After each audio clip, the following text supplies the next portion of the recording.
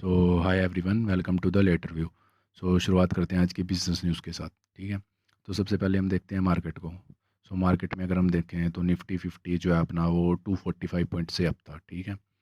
Nifty small cap 50 भी 124 point के साथ अप था।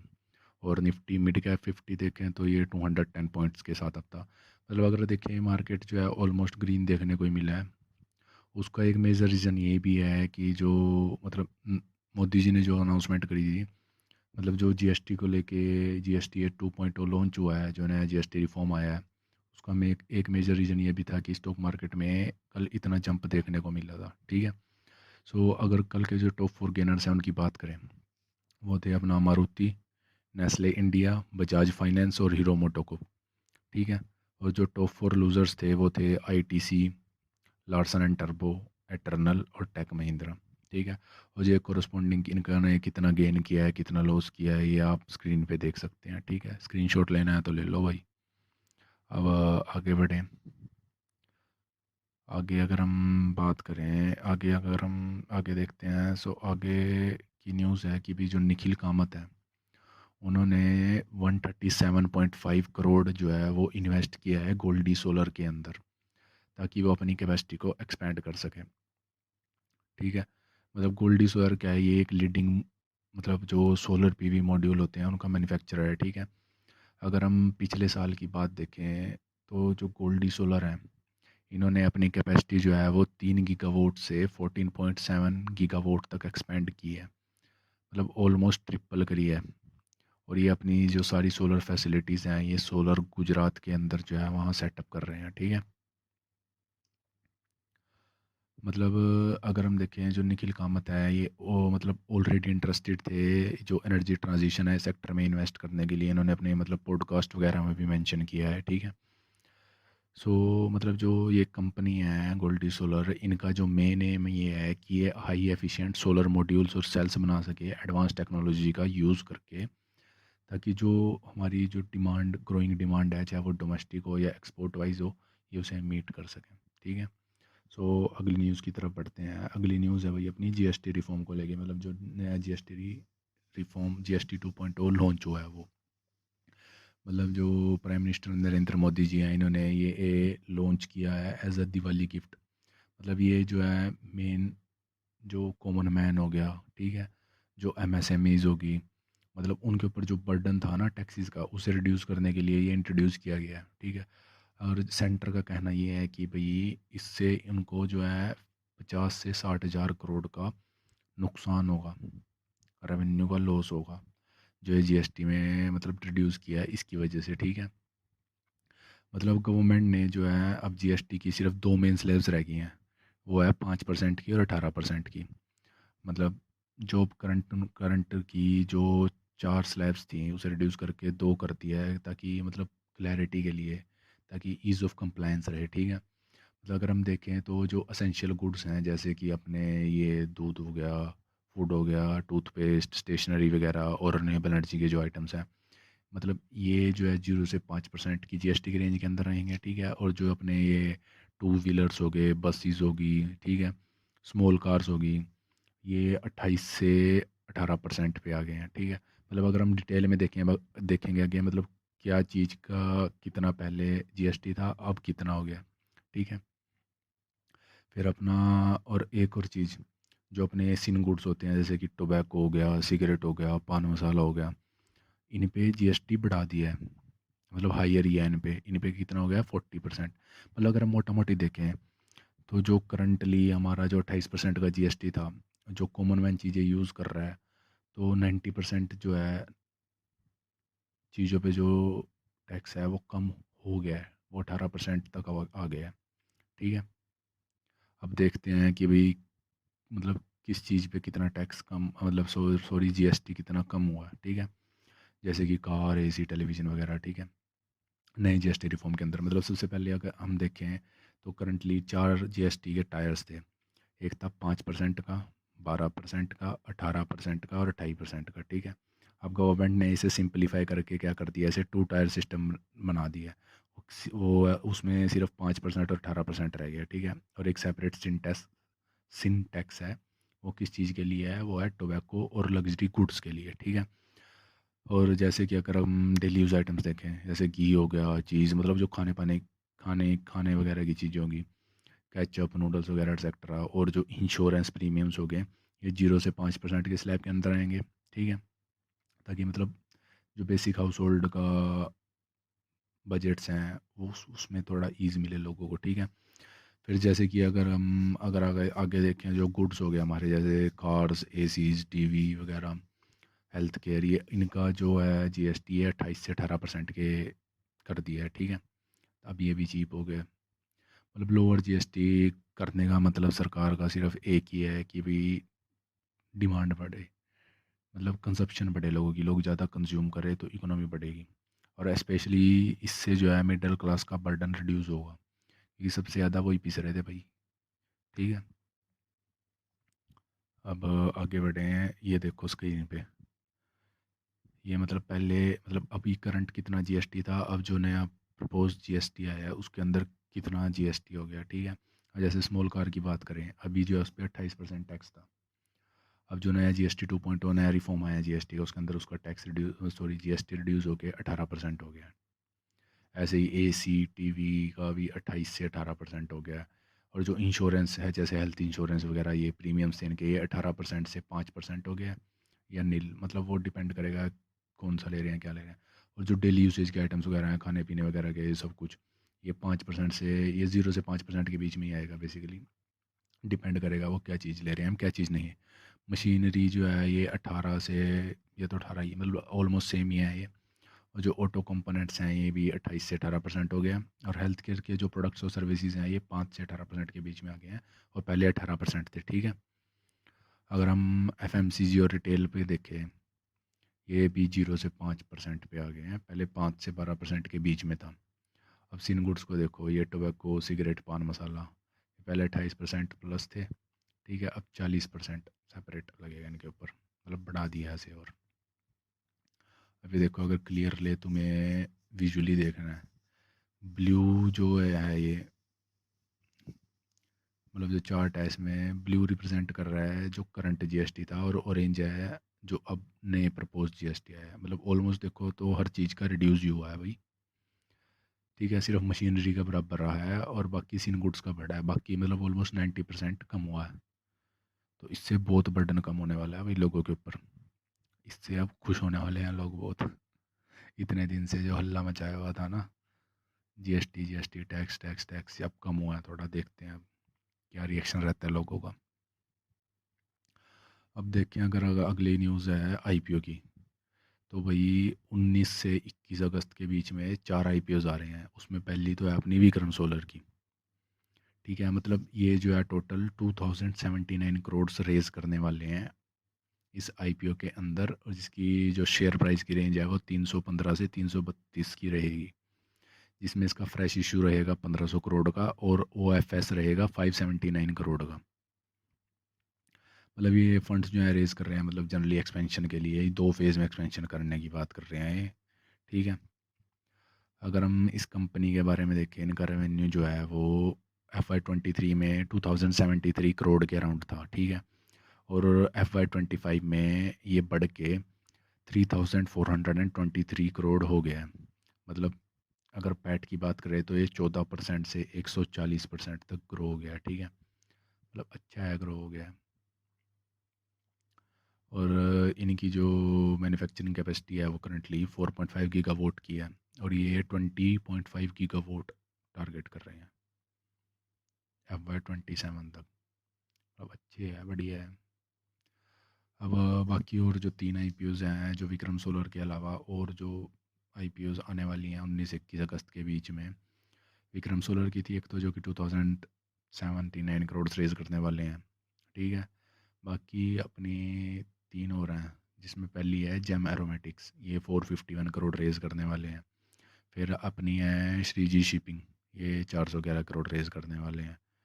फिर है पटेल रिटेल, ये 243 करोड़ रेज करने वाले हैं। मतलब अगर कंबाइंड देखें तो इन टोटल ये 3185 करोड़ रेज करने वाले हैं। तो जो अपने जीएमपीज़ हैं, यानी कि जो ग्रे मार्केट प्रीमियम है, उनके अकॉर्डिंग अगर कोई लिस्टिंग होती है तो 12 से 18% का गेन होते हैं, ठीक है। बट अगर हम इनके इनके प्रीमियम्स देखें, ये ऑलरेडी डीप है। मतलब विक्रम सोलर का 60 से 62 के अराउंड है, श्री जी शिपिंग का 25 से 26 रुपये के अराउंड है, और पटेल रिटेल का 35 के अराउंड है, और जेम एरोमेटिक्स का मतलब स्टडी है अराउंड 34-35। तो वही देखो, अगर इन्वेस्ट करना है आईपीओ में, अपनी रिसर्च करो प्रॉपर, फिर इन्वेस्ट करना। ऐसे किसी के या मेरे कहने से, किसी और के कहने से मत करना। प्लीज़ अपनी प्रॉपर रिसर्च करना और उसके बाद इन्वेस्ट करना। ये आईपीओ 19 से 21 अगस्त के बीच में आने वाली हैं, तो देख लेना भाई। फिर अब टेक्नोलॉजी सेक्टर की बात करें तो मतलब गूगल के ऊपर वही फ़ाइन लगा है $36 मिलियन का। क्यों? क्योंकि ऑस्ट्रेलिया के अंदर जो उनका डायरेक्ट कंपटीटर सर्च इंजन था, उन्होंने उसे ब्लॉक कर दिया। इसलिए ऑस्ट्रेलियन गवर्नमेंट ने उसके ऊपर मतलब फ़ाइन लगाया है $36 मिलियन का। अब अगली न्यूज़ के बारे में बात करें भाई, तो अगली न्यूज़ है ओपन एआई की तरफ से। मतलब ओपन एआई के एग्जीक्यूटिव ने एक बात कही है कि भाई चैट जीपीटी जी को जो है ना, वो अपने सेकंड ओपिनियन की तरह यूज़ करो, प्राइमरी सोर्स की तरह नहीं। मतलब क्योंकि ज़्यादातर लोग क्या कर रहे हैं, बस जो चैट जीपीटी में से जो आउटपुट आ रहा है उसे वो सच मान रहे हैं। मतलब सही है, वो डाटा सही है लगभग, मतलब उसके अंदर एरर्स भी आते हैं, इसलिए उन्होंने ये स्टेटमेंट निकाली है कि ये इसे सिर्फ सेकंड ओपिनियन की तरह लो। मतलब रिसेंटली उन्होंने GPT-5 मॉडल भी लॉन्च किया है, मतलब वो पावरफुल है उसके बाकी जो प्रीवियस वर्जन्स थे उससे, बट स्टिल उसके अंदर अभी भी एरर्स हैं, और ये एरर्स कम करने में बहुत टाइम लगेगा अभी। मतलब अगर हम देखें जनरली, तो 10%, मतलब 10% ऑफ द टाइम अभी भी इसके अंदर एरर्स आते हैं वो, और जो नॉर्मल यूज़र है उसे पता नहीं चलता वो एरर्स है, क्योंकि जो जीपीटी में रिजल्ट मिलते हैं हमें, वो मतलब इतने बिलीवेबल होते हैं, मतलब उन्हें हमें पता ही नहीं लगता एरर्स हैं उसके अंदर। ठीक है, बट जबकि उसके अंदर एरर्स होते हैं। इसलिए मतलब इन एरर्स को रिड्यूस करने के लिए, इस रिस्क को रिड्यूस करने के लिए, मतलब ओपन एआई ने क्या किया है, उन्होंने चैट जीपीटी को सर्च टूल्स के साथ इंटीग्रेट किया है एक्सटर्नल वेरिफिकेशन के लिए, ताकि ये कम हो। और अगर हम देखें तो जो सैम ऑल्टमैन है, उन्होंने हिंट भी दिया था अभी रिसेंटली कि वो क्रोम को बाय आउट करना चाहते हैं, अगर वो क्रोम वाले क्रोम को बेचना चाहें। तो वही परप्लेक्सिटी वालों ने भी ऑफ़र दे दिया था क्रोम को रिसेंटली। अब सैम ऑल्टमैन भी खरीदना चाहता है क्रोम को। सो देखेंगे अब क्या क्रोम मतलब खुद को बेचता भी है नहीं, या अगर वो बेचते हैं तो कौन एक्वायर करेगा, परप्लेक्सिटी करेगा या ओपन एआई करेगा। देखते हैं क्या होगा। सो अब आगे इंडियन टेक सेक्टर में बात करें, तो जो इंडिया का एआई मिशन है, उसके अंदर उसका जो थर्ड टेंडर है, उसके अंदर 3800 जीपीयूज ऐड होने वाले हैं। और ठीक है, इसका मतलब अब जो है टोटल जीपीयू पूल जो है वो अराउंड 34,333 प्लस यूनिट्स हो जाएंगे थर्ड टेंडर के बाद। और जो मतलब भाई कौन कौन से जीपीयूज और कितने लिए हैं वो स्क्रीन पे देख लो, दिख रहे होंगे तुम्हें। ठीक है, अगर इंटरेस्टेड हो। मतलब अगर हम जून के अराउंड की बात करें, जून 2025 की, तो 17,300 जीपीयूज थे जो कि इंस्टॉल किए थे। ठीक है, तब आईटी मिनिस्टर ने कहा था कि भाई एडिशनल 14,000 जीपीयूज और रखेंगे, क्योंकि मतलब भाई इंडिया भी अब पुश कर रहा है कि भाई एआई में एक्सपेंड करें। मतलब वो अगले 5 साल के अंदर उन्होंने 10,372 करोड़ का बजट रखा है, ताकि एक एआई इकोसिस्टम बने। उसे एक एआई इकोसिस्टम से मतलब वो सुपर कंप्यूटिंग एक्सेस प्रोवाइड करना चाहते हैं स्टार्टअप्स वगैरह को, एकेडमिक इंस्टीट्यूशंस को, गवर्नमेंट को या रिसर्च इंस्टीट्यूशंस को है। ठीक है, देखते हैं भाई। अभी इन्होंने फंड तो कर दिए हैं अनाउंस, देखते हैं कितना पुश मिलता है कंट्री में, कितना कुछ होता है एआई में।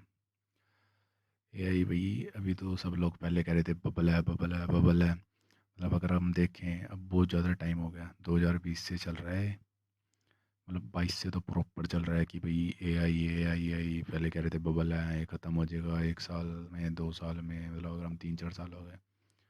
देखते हैं भाई कहाँ जाता है एआई, क्या होता है क्या नहीं। फिर आगे आगे बढ़े हैं, तो आगे न्यूज़ है वही मेटा की। मेटा जो है अपना हाइपरनोवा का एआर ग्लास लॉन्च कर रहा है सितंबर में, और वो भी एक मतलब लोअर प्राइस पे। मतलब जो इन्होंने पहले लॉन्च किया था वो उनका 1,000 to 1,400 डॉलर्स के अराउंड पे था, और अब जो ये लॉन्च कर रहे हैं वो 800 डॉलर्स के अराउंड है। मतलब ये मिड टायर रेंज में जा रहे हैं, ये प्रीमियम में नहीं जा रहे, जैसे कि जो एप्पल का विजन प्रो है वो है। तो ये मिड टायर में जा रहे हैं। मतलब ये करने के पीछे इनका एक ही वो मकसद है कि भाई जो AR है उसकी वाइड अडोप्शन हो। ठीक है, मतलब जो AR VR है इसमें मेटा ही काम कर रहा है सबसे ज़्यादा, तो ये इसे वाइडली अडोप्ट कराना चाहता है। ठीक है, अब अगली बात करें तो अगली न्यूज़ है चैट जीपीटी की। तो चैट जीपीटी की जो मोबाइल ऐप है वो $2 बिलियन से एनुअल रेवेन्यू हिट कर गई है। तो अगर देखें इसके एक इंस्टॉल पे ये ऐप $2.91 कमा रही है। ठीक है, मतलब जो इसका मई 2023 में लॉन्च हुई थी ऐप, और इसने $2 बिलियन एनुअल रेवेन्यू जनरेट कर लिया है ग्लोबली। तो जिसकी वजह से ये AI मोनेटाइजेशन में लीडर है अभी। अगर हम इस साल की बात करें जनवरी से जुलाई 2025 की, ये $1.35 बिलियन का रेवेन्यू किया है इसने। ठीक है, चैट जीपीटी ने, जो कि है 673% ईयर ऑन ईयर ग्रोथ। मुझे कोई ऐसा बिजनेस दिखा दो जिसमें इतनी ग्रोथ हो। तो AI भाई बहुत बड़ा बनने वाला है, कर लो तैयार खुद को। ठीक है, अगर हम इसके करंट मंथली रेवेन्यू देखें वो है $193 मिलियन, जबकि इसका 24 में था $25 मिलियन पर मंथ। देखो चैट जीपीटी तो अर्न कर रहा है $2.91 पर इंस्टॉल, और जो उसके कंपिटिटर्स हैं उसमें सिर्फ क्लोडीज के आसपास है जो कि $2.55 के अराउंड अर्न कर रहे हैं एक इंस्टॉल पे, जबकि ग्रोक और कोपायलट तो 0.75 और $0.2 के अराउंड इंस्टॉल अर्न कर रहे हैं। ठीक है, तो अगर इनकी ऐप की बात करें तो इसके 690 मिलियन इंस्टॉल्स हैं ग्लोबली। ठीक है, जिसमें से 318 मिलियन तो 2025 में ही हुए हैं भाई, मतलब 50% के अराउंड। और इंडिया में सबसे ज़्यादा इंस्टॉल हैं इसके 13.7%। इंडिया में इंस्टॉल ज़्यादा होने के बावजूद भी रेवेन्यू इनका 38% यूएस से आता है। ठीक है, जबकि यूएस में इसके सिर्फ 10% इंस्टॉल्स ही हैं। अगर हम देखें चैट जीपीटी का जो रेवेन्यू है ये 30 गुना ज़्यादा है, 30 गुना इसके जो सारे कंपटीटर्स को मिलाना ना, अगर हम कम क्लोड हो गया, ग्रोक, कोपायलट वगैरह, ठीक है, उस उन सब का मिला के और चैट जीपीटी का इन सब के मिला के उससे 30 गुना ज़्यादा है। तो देख लो भाई चैट जीपीटी कितना ऊपर है, इसलिए तो ये लीडर है एआई में। फिर अगली बात करें तो भाई अगली बात है, अगली न्यूज़ है, मतलब एक बंदा था जो कि थेरेपिस्ट भी था, टेकी भी था, और अब वो एक को फाउंडर है। ठीक है, मतलब ये मतलब कैसे हो सकता है कि एक बंदा थेरेपिस्ट, टेकी और अब एक को फाउंडर है किसी कंपनी का। ये किसकी वजह से पॉसिबल हुआ है? ये हुआ है एआई की वजह से। मतलब ये कहा जा रहा है कि एआई जो है वो सिर्फ एक टूल की तरह यूज़ नहीं हो रहा है, वो एक को फाउंडिंग पार्टनर की तरह भी यूज़ हो रहा है। मतलब स्पेशली अब क्या हो रहा है, मतलब टेक में अब तक क्या था, बैरियर था भाई, कोडिंग चाहिए, ये चाहिए, वो चाहिए, लेकिन एआई से अब क्या हो रहा है, जो स्पेशली जो नॉन टेक वाले हैं वो भी टेक प्रोडक्ट्स बना रहे हैं और अपने बिजनेस रन कर रहे हैं और अच्छा खासा रेवेन्यू भी कमा रहे हैं। मतलब अब टेक में ये चीज़ बैरियर ख़त्म हो जाएगा, और ये अच्छी बात भी है बुरी भी है, दोनों ही है भाई। ठीक है, अब जो नॉन टेक वाले थे उनके लिए भी अपॉर्चुनिटी आ रही है, तो भाई देख लेना अपना। ठीक है, मतलब ये हो रहा है कि भी जो जेन एआई है, जनरेटिव एआई, वो उससे 1% स्टार्टअप्स जो हैं मतलब वो करना आसान हो रहा है। ठीक है, और आने वाले टाइम में ये और ज़्यादा होंगे। मतलब सैम ऑल्टमैन ने भी कहा था, और उन्होंने भी मतलब और भी लीडर्स कह रहे हैं कि भाई आने वाले टाइम में अब मतलब कमिंग 3 to 4, मतलब 3 to 4 भी गया, मतलब उससे पहले यूएस का स्टार्टअप यूएस में दिखेगा, इंडिया में तो नहीं दिखेगा अभी। मतलब एक यूनिकॉर्न जरूर दिखेगा जिसे सिंगल पर्सन चला रहा होगा, सिंगल नहीं तो 2 से 3 बंदे चला रहे होंगे। ठीक है, और वो $1 बिलियन की कंपनी होगी, और हाँ ये पॉसिबल है और होगा ये। ठीक है, मतलब एआई से क्या हो रहा है, जो बिज़नेस स्टार्ट करना है वो इजी और एक्सेसिबल हो रहा है। जैसे अपना यूट्यूब चैनल स्टार्ट करना कितना आसान है, ठीक है ना, इसकी तरह अब बिज़नेस स्टार्ट करना भी इतना आसान हो जाएगा। बट इससे एक कंसर्न ये हो जाएगा कि भी जो एक एक बंदा स्टार्टअप तो चलो कर लेगा स्टार्ट, पर क्या वो इंडिपेंडेंट है ट्रूली या नहीं? क्यों? क्योंकि भी अभी भी वो तो डिपेंडेंट तो अभी भी जो बिग टेक है उसके ऊपर है ना, गूगल हो गया, अमेजन हो गया। तो ये कंसर्न हो सकता है अभी इनके हाथ में सारी पावर हो जाएगी फिर, गूगल और अमेजन के। सो अगली वही स्टार्टअप्स के वर्ल्ड में देखें तो जो भविष्य अग्रवाल हैं ये टारगेट कर रहे हैं कि भी ये 25 से 30% मार्केट शेयर कैप्चर कर लें। ठीक है, और इनका ओला इलेक्ट्रिक के लिए और ये सिर्फ वर्टिकल इंटीग्रेशन के ऊपर ही बेट कर रहे हैं ताकि ये बेटर मार्जिन्स वो करें, बेटर मार्जिन्स हो जाए।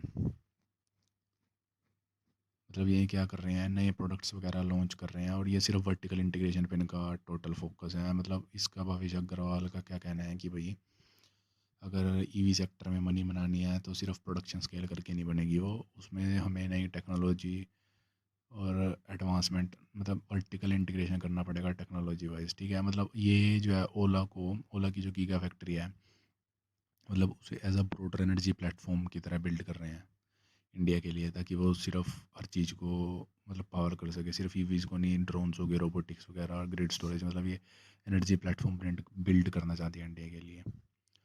तो अगली न्यूज़ देखें तो भैया अगली न्यूज़ है एयरटेल की। कल क्या था, कल एयरटेल का नेटवर्क डाउन था और जैसे ही नेटवर्क डाउन हुआ भाई 1 से 2 घंटे के अंदर सोशल मीडिया पे ट्रेंड हो गया हैशटैग एयरटेल डाउन, ठीक है। मतलब देख लो आज की डेट में इंटरनेट कितना इंपॉर्टेंट है भाई, मतलब सांस की तरह हो गया इंटरनेट। तो इंटरनेट बंद तो लोग हल्ला मचा देते हैं। तो ये कहाँ था, मतलब दिल्ली एनसीआर हो गया, मुंबई हो गया, बेंगलुरु हो गया और बहुत सारी रीजन्स थी, मतलब जिसके अंदर जो नेटवर्क था वो डिसरप्ट था, जिससे कॉल्स और मोबाइल इंटरनेट वगैरह जो है मतलब उसमें प्रॉब्लम्स थी। मतलब ये क्या हुआ, फिर यूजर्स ने जो है ये रिपोर्ट किया इशू कहाँ पे, सोशल मीडिया पे, एक्स पे और अपना इंस्टाग्राम पे, और एयरटेल डाउन ट्रेंड हो गया। तो फिर एयरटेल वालों ने रिस्पॉन्ड किया कि भाई उनकी कंपनी है वर्कर्स लगे हुए हैं और जल्दी मतलब रिसोर्सेज सर्विसेज क्विकली रिस्टोर होंगी, तब जाके लोग शांत हुए, ठीक है। और डाउन डिटेक्टर ने जो है उनके रिकॉर्ड किए थे 3600 आउटेज रिपोर्ट्स 4:30 PM के अराउंड, मतलब इतनी बड़ी डिसरप्शन थी सर्विस की, देख लो। तो चलो भाई, थैंक यू, अब कल मिलते हैं।